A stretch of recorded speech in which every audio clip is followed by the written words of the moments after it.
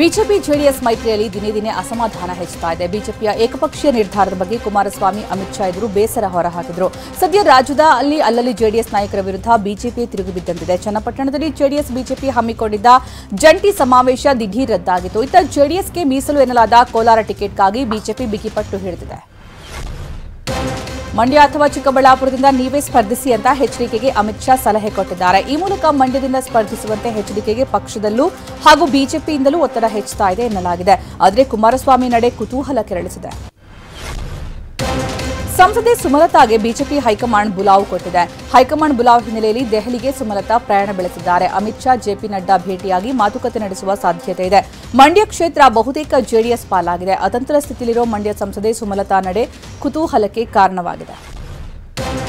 ಮಂಡ್ಯ ಅಖಾಡ JDS ಪಾಲಾಗಿರುವುದು ಪಕ್ಕಾ ಆಗಿದೆ. ಆದರೂ ಬಿಜೆಪಿ ಟಿಕೆಟ್ಗಾಗಿ ಸುಮಲತಾ ನಿರಂತರ ಪ್ರಯತ್ನ ಮುಂದುವರೆಸಿದ್ದಾರೆ. ಮಂಡ್ಯದಿಂದಲೇ ಸ್ಪರ್ಧಿಸ್ತೀನಿ ಎಂದಿರೋ ಸುಮಲತಾ ಟಿಕೆಟ್ ಸಿಗದೇ ಇದ್ರೆ ಏನ್ ಮಾಡ್ತಾರೆ ಅನ್ನೋದು ಕುತೂಹಲವಾಗಿಯೇ ಉಳಿದಿದೆ. ಈ ಮಧ್ಯೆ ಹೈಕಮಾಂಡ್ ಚಿಕ್ಕಬಳ್ಳಾಪುರದಿಂದ ಕಣಕ್ಕಿಳಿಸೋದಕ್ಕೆ ಚಿಂತನೆ ಮಾಡಿದೆ ಎನ್ನಲಾಗಿದೆ. ಶಿವಮೊಗ್ಗ ನಗರಕ್ಕೆ ಇಂದು ಪ್ರಧಾನಿ ಮೋದಿ ಭೇಟಿ ಕೊಡಲಿದ್ದಾರೆ. ಮಧ್ಯಾಹ್ನ 1:30ಕ್ಕೆ ಶಿವಮೊಗ್ಗದ ಸೋಗಾನೆ ಬಳಿ ಇರುವಂತಹ ವಿಮಾನ ನಿಲ್ದಾಣಕ್ಕೆ ಆಗಮಿಸಲಿದ್ದಾರೆ. ರಸ್ತೆ ಮೂಲಕ ಮಧ್ಯಾಹ್ನ 2 ಗಂಟೆಗೆ ವೇದಿಕೆಗೆ ಆಗಮಿಸಲಿದ್ದಾರೆ. ನಗರದ ಅಲ್ಲಮಪ್ರಭು ಫ್ರೀಡಂ ಪಾರ್ಕ್ನಲ್ಲಿ ಕಾರ್ಯಕ್ರಮ ಆಯೋಜಿಸಲಾಗಿದೆ.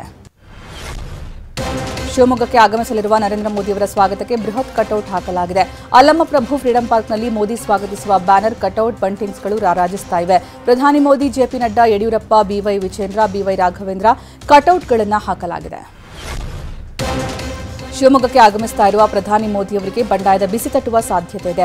ಮಾಜಿ ಸಚಿವ ಕೆಎಸ್ ಈಶ್ವರಪ್ಪ ತಮ್ಮ ಪುತ್ರ ಕಾಂತೇಶ್ಗೆ ಟಿಕೆಟ್ ಕೈತಪ್ಪಿದ್ದಕ್ಕೆ ಸ್ವತಂತ್ರ ಅಭ್ಯರ್ಥಿಯಾಗಿ ಸ್ಪರ್ಧೆ ಮಾಡೋದಾಗಿ ಘೋಷಿಸಿದ್ದಾರೆ. ಅಸಮಾಧಾನ ಶಮನ ಮಾಡೋಕೆ ಬಿಜೆಪಿ ನಾಯಕರು ಪ್ರಯತ್ನಿಸ್ತಾ ಇದ್ದು ಸಂಧಾನ ವಿಫಲವಾಗಿದೆ. ಈಶ್ವರಪ್ಪ ಇಂದಿನ ಸಮಾವೇಶಕ್ಕೆ ಹಾಜರಾಗ್ತಾರಾ ನೋಡಬೇಕಿದೆ. ಈಶ್ವರಪ್ಪ ರೆಬೆಲ್ ಒಂದು ಕಡೆಯಾದರೆ ದಾವಣಗೆರೆಯಲ್ಲಿ ಸಿದ್ದೇಶ್ವರ ಪತ್ನಿಗೆ ಟಿಕೆಟ್ ಕೊಟ್ಟಿದ್ದು ರೇಣುಕಾಚಾರ್ಯ ಅಂಡ್ ಟೀಮ್ಗೆ ಅಸಮಾಧಾನ ತರಿಸಿದೆ. ದಾವಣಗೆರೆ ಮಾಜಿ ಮೇಯರ್ ಮನೆಯಲ್ಲಿ ಮೊನ್ನೆ ಸಭೆ ಮಾಡಿದ್ದಾರೆ. ಶಿವಮೊಗ್ಗದಲ್ಲಿ ನಡೆಯುವಂತಹ ಪ್ರಧಾನಿ ಮೋದಿ ಕಾರ್ಯಕ್ರಮಕ್ಕೆ ಗೈರಾಗುವ ಬಗ್ಗೆ ಸಭೆಯಲ್ಲಿ ನಿರ್ಧಾರ ಮಾಡಿದ್ದಾರೆ ಎನ್ನಲಾಗಿದೆ. ಇದೀಗ ಮತ್ತೆ ಲೋಕ ಚುನಾವಣೆಯಲ್ಲಿ ಸ್ಪರ್ಧೆ ಮಾಡೇ ಮಾಡ್ತೀನಿ ಅಂತ ಶಿವಮೊಗ್ಗದಲ್ಲಿ ಮಾಜಿ ಸಚಿವ ಈಶ್ವರಪ್ಪ ಹೇಳಿದ್ದಾರೆ. ಯಾರು ಏನೇ ಹೇಳಿದ್ರೂ ಹಿಂದೆ ಸರಿಯೋದಿಲ್ಲ.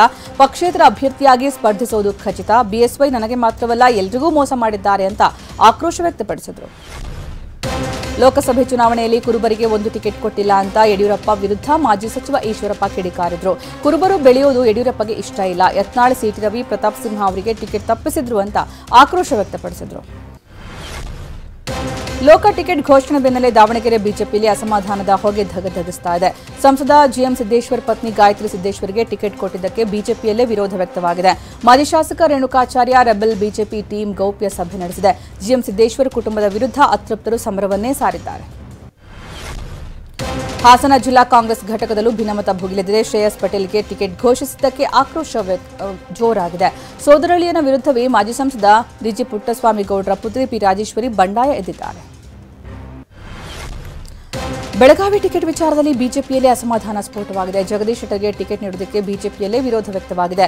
ಯಾವುದೇ ಕಾರಣಕ್ಕೂ ಟಿಕೆಟ್ ನೀಡದಂತೆ ಜಿಲ್ಲೆಯ ಬಿಜೆಪಿ ನಾಯಕರು, ಕೆಲ ಮುಖಂಡರು ವಿರೋಧ ಮಾಡುತ್ತಿದ್ದಾರೆ. ನಾಳೆ ಅಥವಾ ನಾಡಿದ್ದು ದೆಹಲಿಯಲ್ಲಿ ವರಿಷ್ಠರ ಭೇಟಿ ಮಾಡುವ ಸಾಧ್ಯತೆ ಇದೆ. ಹಾವೇರಿ ಲೋಕಸಭಾ ಕ್ಷೇತ್ರದ ಟಿಕೆಟ್ ವಿಚಾರಕ್ಕೆ ಮಾಜಿ ಸಿಎಂ ಬೊಮ್ಮಾಯಿ ಭಾವುಕರಾದರು. ನಿಮ್ಮ ಪ್ರೀತಿಗೆ ಬೆಲೆ ಕಟ್ಟೋದಕ್ಕೆ ಸಾಧ್ಯವಿಲ್ಲ ಅಂತ ಶಿಗ್ಗಾವಿಯಲ್ಲಿ ವೇದಿಕೆ ಮೇಲೆ ಕಣ್ಣೀರಿಟ್ಟರು. ಕೊನೆ ಉಸಿರು ಹೋದ ಮೇಲೂ ಇಲ್ಲೇ ಮಣ್ಣಾಗ್ತೀನಿ. ಶಿಗ್ಗಾವಿ ಕ್ಷೇತ್ರದ ಜನರ ಬಳಿ ರಾಜಕೀಯ ಮೀರಿ ನನ್ನ ಸಂಬಂಧ ಇದೆ ಅಂತ ಹೇಳಿದರು. ದಕ್ಷಿಣ ಕನ್ನಡ ಜಿಲ್ಲಾ ಬಿಜೆಪಿಯ ಸಾಮಾಜಿಕ ಜಾಲತಾಣದ ಮುಖ್ಯಸ್ಥ ಜಯಾನಂದ ಮನೆಗೆ ನುಗ್ಗಿ ದಾಂಧಲೆ ಮಾಡಲಾಗಿದೆ. ದಕ್ಷಿಣ ಕನ್ನಡ ಜಿಲ್ಲೆಯ ಪುತ್ತೂರು ತಾಲೂಕಿನ ತಾಳಿಗುಡ್ಡೆಯಲ್ಲಿ ಘಟನೆ ನಡೆದಿದೆ. ಶಾಸಕ ಅಶೋಕ್ ರೈ ಬೆಂಬಲಿಗರ ವಿರುದ್ಧ ಗೂಂಡಾಗಿರಿ ಆರೋಪ ಕೇಳಿಬಂದಿದೆ. ಅತಿಯಾದ ಹಿಮಪಾತ ಹಿನ್ನೆಲೆಯಲ್ಲಿ ಜಮ್ಮು ಮತ್ತು ಕಾಶ್ಮೀರದ ಜೋಜಿಲ್ಲಾ ಪಾಸ್ ರಸ್ತೆಯನ್ನು ಕಳೆದ 1 ತಿಂಗಳಿಂದ ಬಂದ್ ಮಾಡಲಾಗಿದೆ. ಸದ್ಯ ಹಿಮಪಾತ ಪ್ರಮಾಣ ತಗ್ಗಿದ್ದು ಯಂತ್ರಗಳ ಮೂಲಕ ರಸ್ತೆಯಲ್ಲಿ ಹಿಮ ತೆರವು ಕಾರ್ಯಾಚರಣೆ ಮಾಡಲಾಗುತ್ತಿದೆ. ಜಮ್ಮು ಮತ್ತು ಕಾಶ್ಮೀರದಲ್ಲಿ ಚುನಾವಣೆ ಹಿನ್ನೆಲೆಯಲ್ಲಿ ಅಗತ್ಯ ಭದ್ರತೆ ಕೈಗೊಳ್ಳಲಾಗಿದೆ. ಈ ಬಗ್ಗೆ ಪೊಲೀಸ್ ಮಹಾನಿರ್ದೇಶಕ ಆರ್ಆರ್ ಸ್ವೈನ್ ಮಾಹಿತಿ ಕೊಟ್ಟಿದ್ದಾರೆ. ಚುನಾವಣೆ ಎದುರಿಸೋದಕ್ಕೆ ನಾವು ಸಂಪೂರ್ಣ ಸಿದ್ಧರಾಗಿದ್ದೇವೆ. ರಾಜಕಾರಣಿಗಳು, ಮತದಾರರು, ಮತಗಟ್ಟೆಗಳು ಹಾಗೂ ಪ್ರಚಾರ ಸಭೆಗಳಿಗೆ ಭದ್ರತೆ ಒದಗಿಸೋದಕ್ಕೆ ಕ್ರಮ ಕೈಗೊಳ್ಳಲಾಗಿದೆ ಅಂತ ಹೇಳಿದರು. ಮುಂಬರುವ ಲೋಕಸಭಾ ಚುನಾವಣೆ ಹಿನ್ನೆಲೆಯಲ್ಲಿ ತಮಿಳುನಾಡಿನ ಫ್ಲೈಯಿಂಗ್ ಸ್ಕ್ವಾಡ್ಗಳ ವಾಹನಗಳ ತಪಾಸಣೆ ನಡೆಸ್ತಾ ಇದೆ. ನೀತಿ ಸಂಹಿತೆ ಜಾರಿಯಲ್ಲಿದ್ದು ಚುನಾವಣೆ ಅಕ್ರಮ ತಡೆಯುವ ಹಿನ್ನೆಲೆಯಲ್ಲಿ ಕಾಂಚೀಪುರಂನಲ್ಲಿ ವಾಹನಗಳ ತಪಾಸಣೆ ನಡೆಸಲಾಗ್ತಾ ಇದೆ. ಹೈದರಾಬಾದ್ನ ಮಿಯಾಪುಲ್ನಲ್ಲಿ ಚಡ್ಡಿ ಗ್ಯಾಂಗ್ ಆತಂಕ ಹುಟ್ಟಿಸಿದೆ. ರಾತ್ರಿ ಇಂಟರ್ನ್ಯಾಷನಲ್ ಸ್ಕೂಲ್ಗೆ ನುಗ್ಗಿದ ಇಬ್ಬರು ಕಳ್ಳರು ಕೌಂಟರ್ನಿಂದ 7,85,000 ಹಣ ದೋಚಿದ್ದಾರೆ. ಕಳ್ಳತನದ ದೃಶ್ಯ ಸಿಸಿಟಿವಿ ಕ್ಯಾಮೆರಾದಲ್ಲಿ ಸೆರೆಯಾಗಿದೆ. ವಿಜಯಪುರ ಠಾಣೆ ಪೊಲೀಸರು ಪ್ರಕರಣ ದಾಖಲಿಸಿದ್ದಾರೆ. ಕೋಟಿ ಅಭಿಮಾನಿಗಳ ಕನಸು ಕೊನೆಗೂ ಈಡೇರಿದೆ. ಮಹಿಳಾ ಐಪಿಎಲ್ನಲ್ಲಿ ರಾಯಲ್ ಚಾಲೆಂಜರ್ಸ್ ಬೆಂಗಳೂರು ವನಿತೆಯರ ತಂಡ ಹೊಸ ಇತಿಹಾಸ ನಿರ್ಮಿಸಿದೆ. ಈ ಬಾರಿ ಮಹಿಳಾ ತಂಡ WPL ಕಿರೀಟ ಮುಡಿಗೇರಿಸಿಕೊಂಡಿದೆ. 16 ವರ್ಷಗಳ ಕನಸು ಕಡೆಗೂ ಈಡೇರಿದೆ.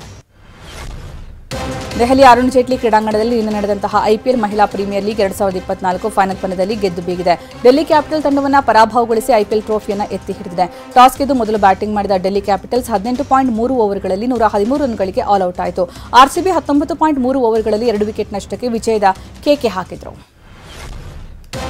ಕನ್ನಡತಿ ಶ್ರೇಯಾಂಕಾ ಪಾಟೀಲ್ ಉತ್ತಮ ಬೌಲಿಂಗ್ ಪ್ರದರ್ಶನ ನೀಡಿದರು. ಸಿಂಹಿಣಿ ಶ್ರೇಯಾಂಕಾ ಒಂದೇ ಓವರ್ನಲ್ಲಿ 2 ವಿಕೆಟ್ ಪಡೆದರು.